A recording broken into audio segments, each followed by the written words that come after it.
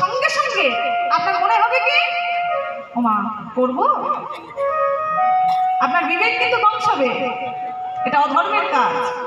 না না, আমার গলায় তুলসীর মালা আছে, আপনি অধর্মের কাজ করতে গেলে তুলসীর মালা আপনাকে বাধা দেবে। নিতাই গৌর হরি বল হরি বল।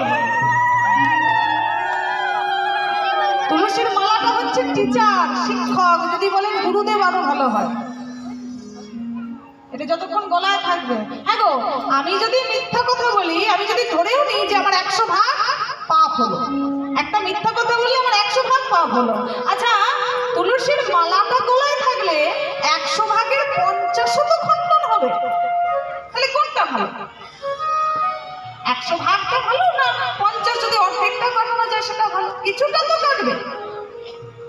প্রত্যেক দিন যখন স্নান করবেন না, গলায় তুলসীর মালা থাকলে প্রত্যেক দিন গঙ্গা স্নান হয়ে যায়। তুলসী মালার অনেক উপকারিতা। মালা পরুন, ললাটে তিলক করুন।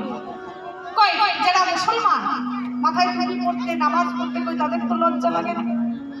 যারা খ্রিস্টান প্রত্যেক রবিবার গিয়ে দেখবেন গির্জায় তারা প্রার্থনা করতে যায়, তাদের তো লজ্জা লাগে না? তাহলে আমরা হিন্দু ধর্মের মানুষ, আমাদের সনাতন ধর্মের মানুষ, আমাদের কিসের লজ্জা বলতে পারবেন?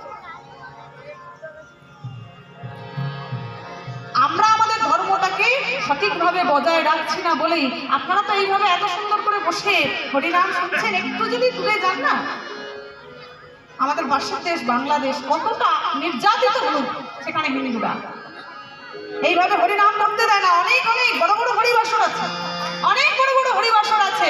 হয়তো কালকে আগামীকাল হরিনাম অধিবাস আজকে হয়ে গেছে, গৌর নিতাই মন্ত্রী ভাঙচুর হয়েছে। তাহলে আমাদেরকে এই দায়িত্বটা কাঁধে তুলে নিতে হবে, নিজে করুন অন্যকে করা। হরি বল হরি বল। কভি রাম বন के कभी श्याम बन के चली आना,